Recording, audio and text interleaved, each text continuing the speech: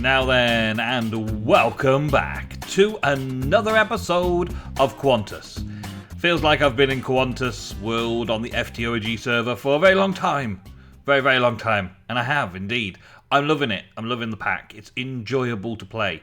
The eras add a whole new dimension to it all. You've got to cope within the eras that you're there in, basically. You've got to cope with what you've got available. The things you can craft. The technology levels unlock, which is awesome. Which means that we've got to do what we've got to do when we've got to do it in order to progress. And we know that there's going to be more in a couple of weeks. There's going to be some new stuff we can start on in a couple of weeks. It's great. I love it. I was planning on carving out a load of this area, carving out a load of the mountain to create a ground floor, right? The ground floor, similar to what I'm doing here under the farms.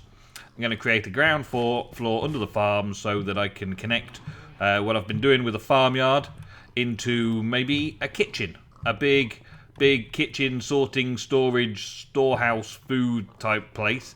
Like a grand banqueting kitchen with a great banqueting hall and all sorts of cool stuff. Inside a castle, big massive structures and all that kind of stuff, right? And I wanted a hammer that was going to be able to dig all of this stone out super quick for me. Now, my hammer, which is this cobalt iron hammer, happens to be pretty fast, but its durability is rubbish, absolutely rubbish, and I can't modify it anymore. Doing paper was probably the worst decision I made because of the durability. Instead of paper, I should have had something else, and instead of the extra speed, I should have probably just done something that was more durability, or repair, auto repair, or auto smelt, auto repair, stuff like that. And I've been playing around with Tinker's bits and pieces. I even got myself a book to test some things out. And I would like to show you some more new Tinker's Construct 2. Tinker's Construct 2 is basically the new Tinker's Construct that we're using right now. And there's lots of cool stuff in it. I'm not going to show you, though, because I'm sure the people will show you on the Quantus ftog'ians server. And I want to show you as well in the future. Right now, however, I'm kind of working on a project, right? That hammer with all that cobalt that I found and used up. This firewood I don't need now. I was looking at that. This hammer led me to the point that I wanted more cobalt to make a hammer again, because you can't take things away. You can't add more modifiers in Tinker's Construct 2, which I found out to my detriment. I couldn't add whatever it was you used to add, like a diamond and a block of... is it obsidian and a diamond, or obsidian and emerald, or something like that, or block of diamond and an emerald, or there was some ways to upgrade and have an extra modifier, but you can't do that anymore. You can't add more modifiers.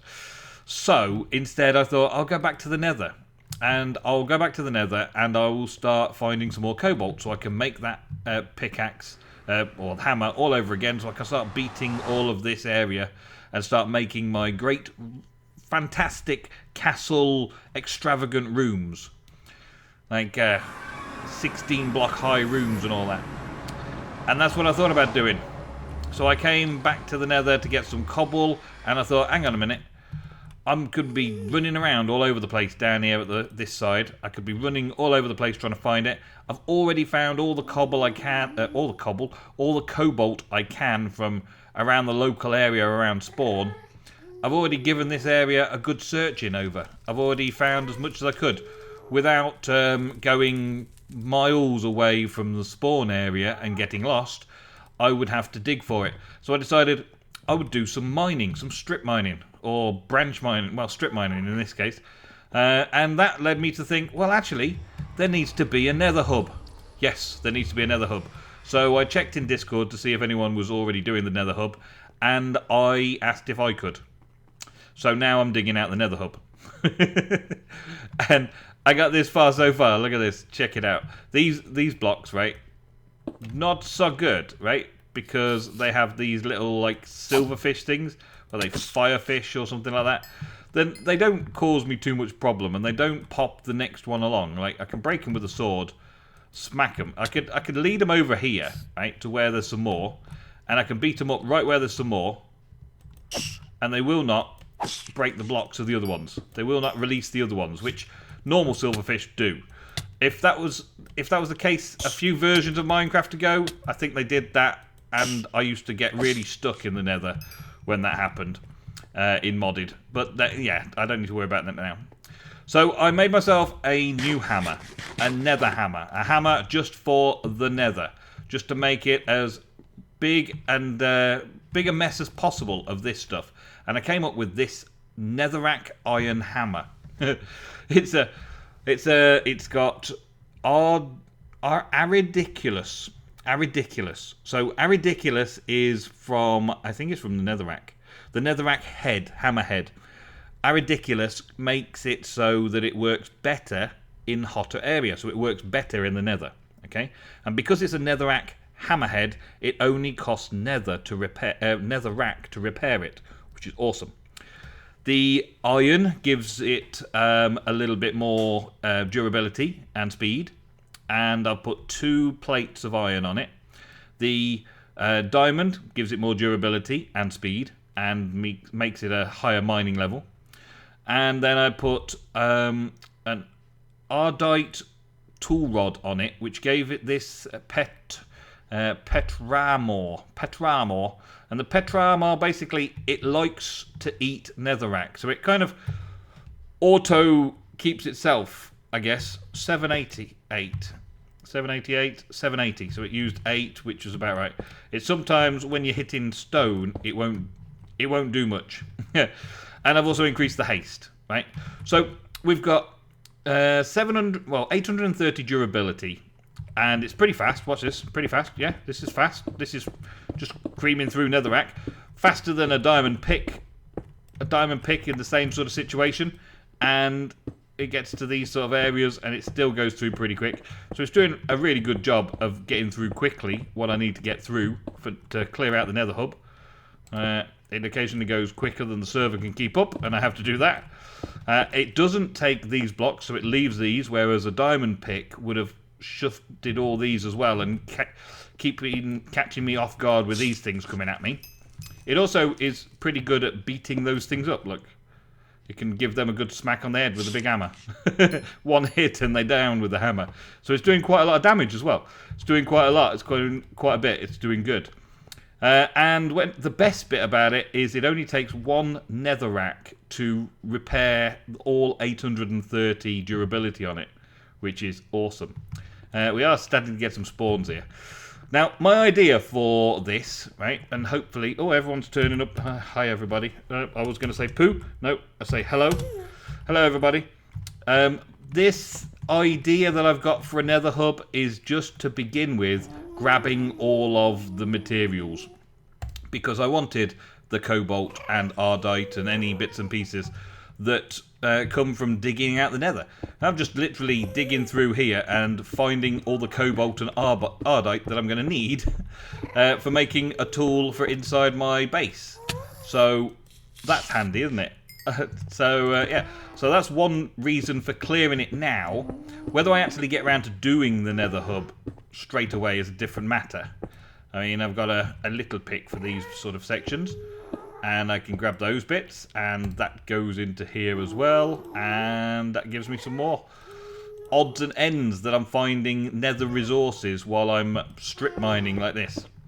And I think my main objective is to do 100 blocks in all directions, because if you know anything about the nether mechanics, 1 block in the nether is the equivalent of 8 blocks in the overworld. So with the overworld being limited to 750 blocks from 0, in all directions, so minus 750, minus 750, 750, 750, gives us a grand total of 1,500 across as the diameter of a square, though it's of a square. So 1,500 by 1,500. Now, the nearest and easiest method for me to calculate that into 8s, so making it 8 blocks in the nether, would mean that 800 blocks in the overworld is 100 blocks in the nether. So I went from over here, which is basically 0.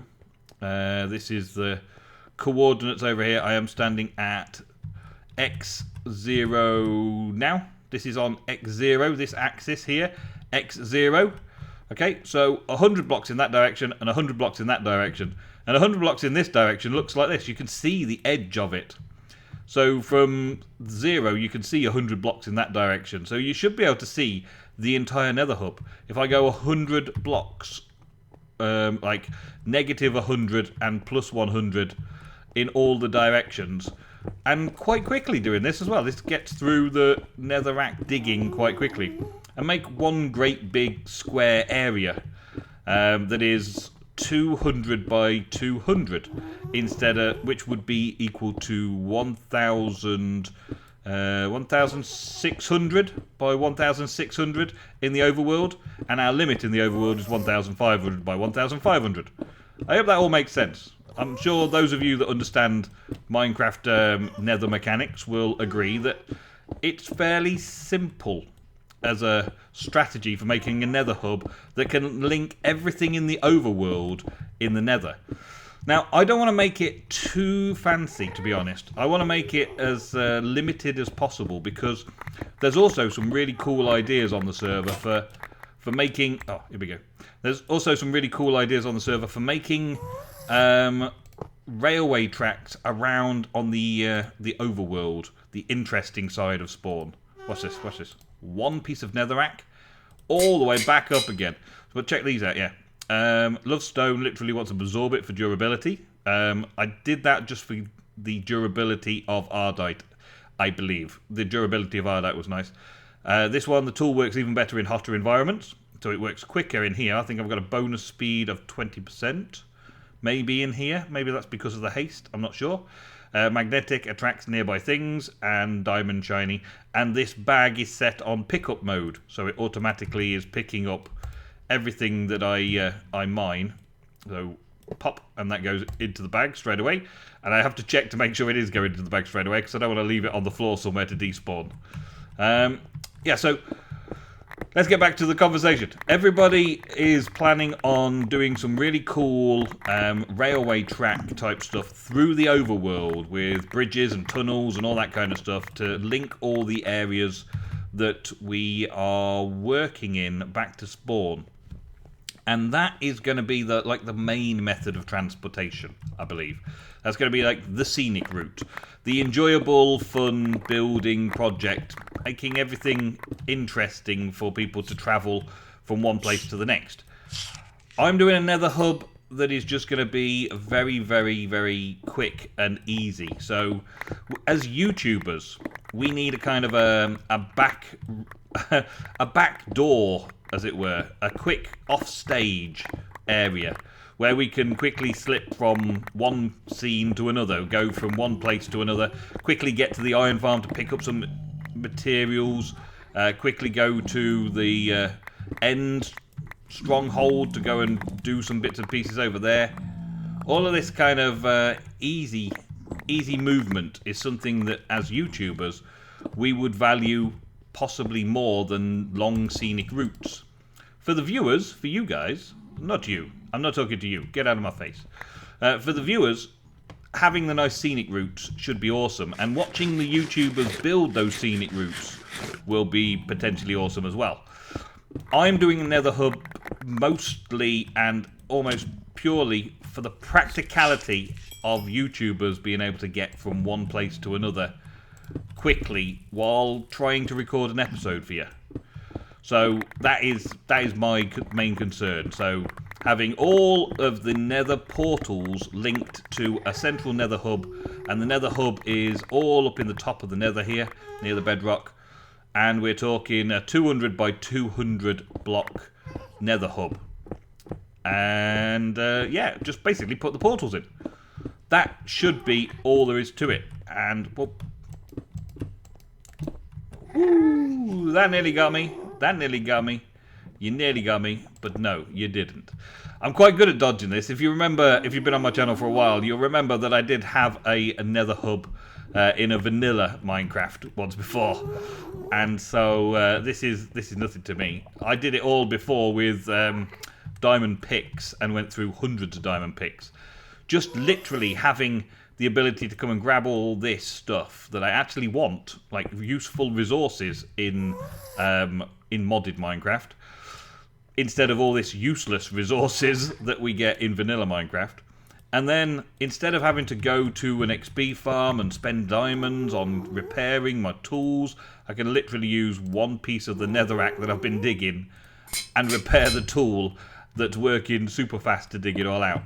So I'm really in favour of this method. I can't think of a better way to make a very quick transportation system for all of the YouTubers to be able to get through the grind and jump from one part of their world to another part of their world. And there's lots of them on at the minute. So anyway, that is it for this segment. I am going to carry on digging. I've shown you what I'm doing, and I'm going to carry on. And I'll let you see it once I've spent a day digging it out and messing around with design ideas. Boom! Yeah, one shot. It's getting there. I'm working on the clearing out stage still. These little silverfish blocks are the most annoying things. The most annoying things. This hammer isn't giving them a one shot, but occasionally the little bit of lag or just it's out to get me. It nearly has me. And the amount of times they've caught me and set me on fire, even though I'm pretty much dead on first time, first shot, they still manage to somehow get me, even though I'm swinging at the right time as far as I can tell. It's just out of sync. Game and server, client and server, out of sync just ever so slightly. And they just catch you off guard, just that little bit. Boom. Most of the time, though, it's fine. Most of the time, I don't have to worry. And even if they do get me, I mean, even if they do get me, it's not really that bad a thing. So long as I keep an eye on my health and don't let it go down too far, I'm okay. I'm okay. And I'm not wearing any armor. My armor disappeared ages ago. my gold armor that I took from various zombies at various zombie farms and through the night and all that kind of stuff, that's pretty much all gone already. Well, as you can see, I've been clearing out. I'm just working on this area. The first area I did, I left all of these blocks in place. And now I've got to come back and sort them all out. But since then, I've been taking them out as I've been digging, so it's a lot clearer and easier to see. You can see that I've done just 3 blocks. Just 3 blocks of space, that's all at the minute, just 3 blocks. I occasionally get bored and do something on the ceiling. I'm just running around like this going, bored of this job now, bored of it. But I keep going, I keep coming back to it and getting on with it. I haven't quite finished. As you can see, there's 200 that way, and we can just about see the other end over here as well. There we go, it's just coming to render distance. So we can see that side and that side, we can see that way. And of course we can see this way because I haven't dug it out yet. So look on the map. You can see I've dug a channel all the way around the outside, and I've done more than half of the digging. I've got this section down here.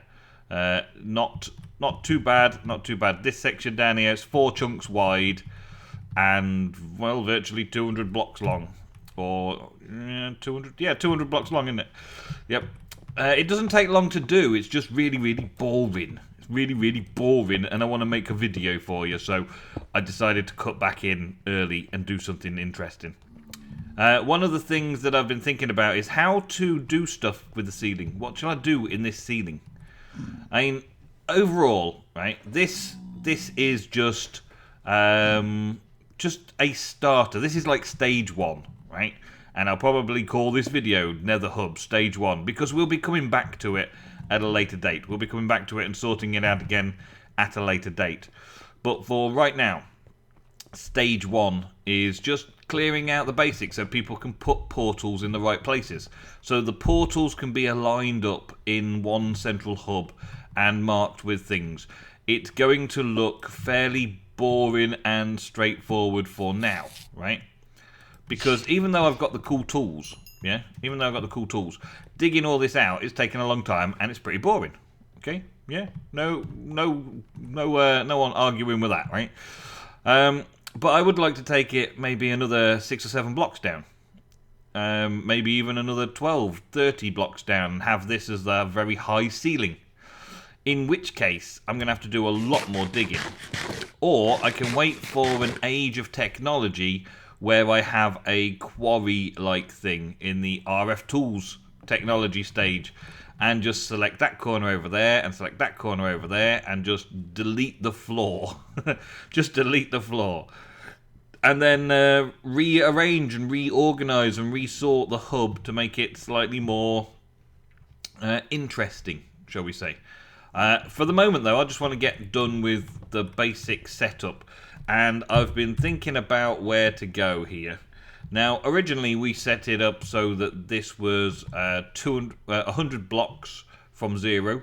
So this is Z100 here. And I'm on X-axis, running up the X-axis. But the chunks are like this, right? And no one's going to be in this range. So this is like 200. This would be 8, 16, 32, 40. So that'd be 160. So 700. Did that make sense? 760 blocks away from spawn is this chunk line here. Which means that nobody should be going beyond there. So I decided I would put this wall in all the way around. I've just taken all this out, yeah, I know. I'm still having a corridor around it and stuff like that, maybe. I don't know if I'll fill it all back in. I think that's a bit pointless. But I'll have a wall around this edge here, right? And then I was thinking, how do I want to light the ceiling? How do I want to light it up and make it look cool? I don't know exactly. I don't know exactly. I mean, there's also chiseling. I thought probably doing netherrack. But doing chiseling on blocks, I can change the basalt around to change it to different things. But I kind of just like the overall dark basalt as a thing to go in the ceiling. And I was debating whether to go up an extra block and try and fill those gaps in with glowstone, because we've got the witch farm now, so we've got a lot of glowstone. Or just simply put glowstone around down here. And have some kind of line of glowstone. So I don't know. Let's have a look at this. What have we got? I will set this up this way. This decorative block. I was thinking of using the same type of tile all the way through. An ornate kind of look. But where is it?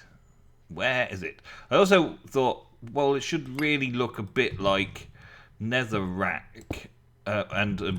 Yeah, it should really blend in with this lot, okay? That was the plan. It should blend in a bit.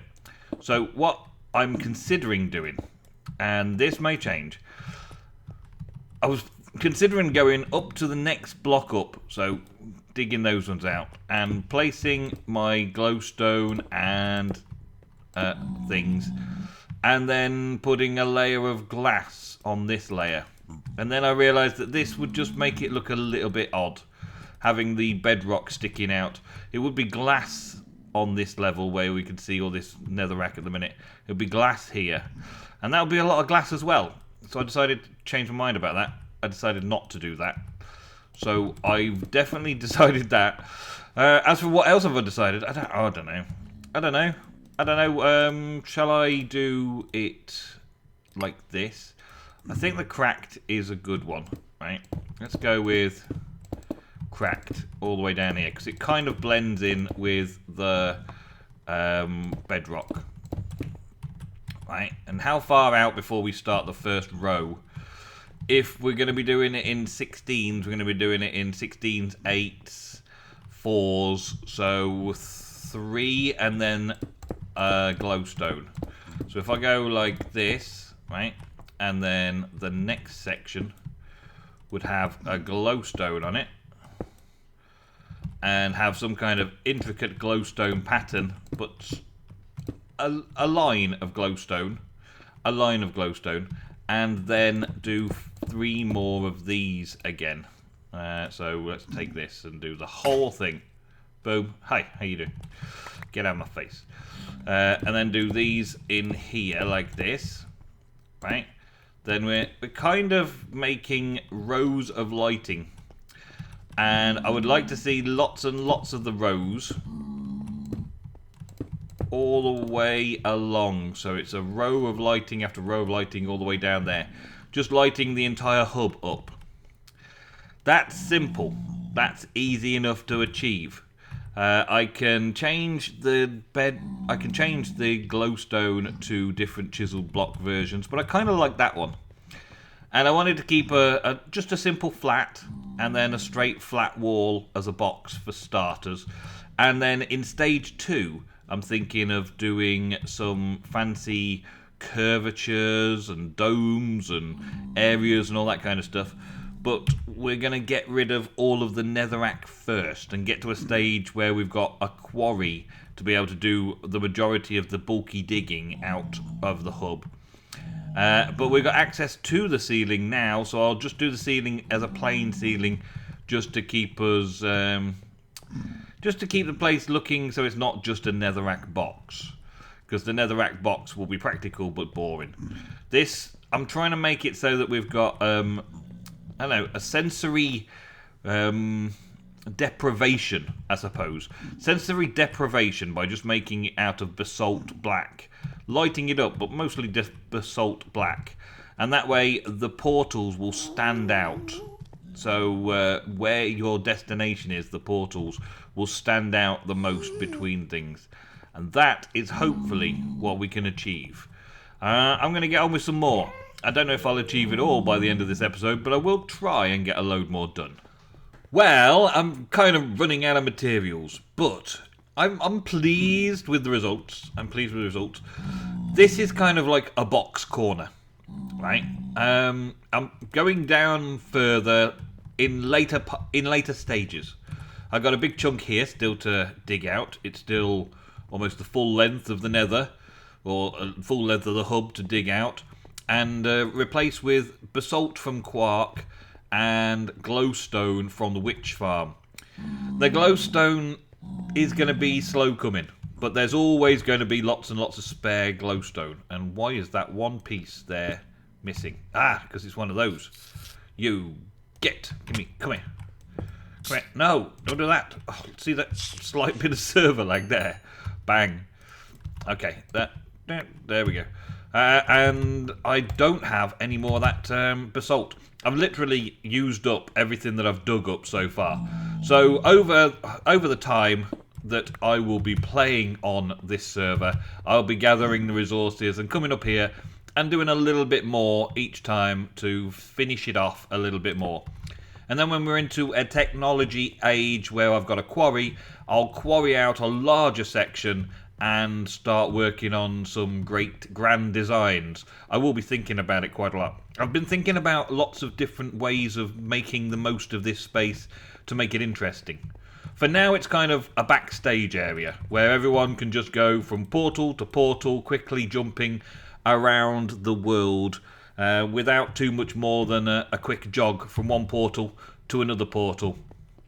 Fairly quick. It's just giving plenty of space to place the portals and align the portals correctly with portals in the overworld.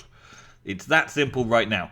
And it's going to take a lot of resources, a lot of that quartz stuff, lots of that quark basalt, which I'm digging up in places like this, and is already there in lots of areas, from mining ages and stuff like that will be putting up like a donation bin, and people will donate to it and all that kind of stuff. And the witch farm will produce lots of glowstone, and that'll get done for it as well.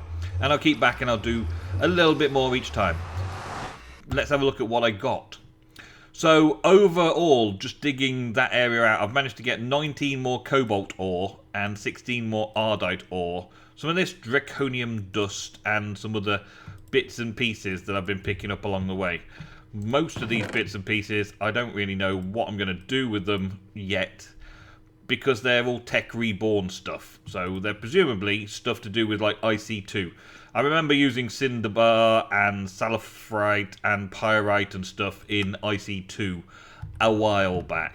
How things will have changed in this version, I don't know. I found this little setup works nicely for auto-smelting all of my ores at the moment. It's a block update detector from Super Circuit Maker, and as it cools, it updates the block. The block changes. The block ID changes, as it were. The block changes. So the block update detector detects that and emits a redstone signal. That redstone signal turns this torch off momentarily, which stops the power going to this block momentarily, which turns this torch back to on momentarily, which allows this to pour momentarily. Now you've got to wait for it to have something to do, and then you've got to do the initial tap in order to start it off. But it works quite nice, and this isn't very expensive at all. It's just a piston with a block of redstone. Nice and simple from Simple Circuits, or Super Circuit Maker. Nice and simple, and it works a treat. It just pours, and then as soon as the progress is down, it goes through, block updates, ding ding ding, and pours the next one. So there's no timer on it. It literally, as soon as it's empty, it block updates, and one tick later, it pours the next. Literally, as soon as it's ready, one tick later, it pours the next. I love it. I think it's great. But that is all we've got time for today, folks. Thank you all very, very much for watching another episode of Quantus.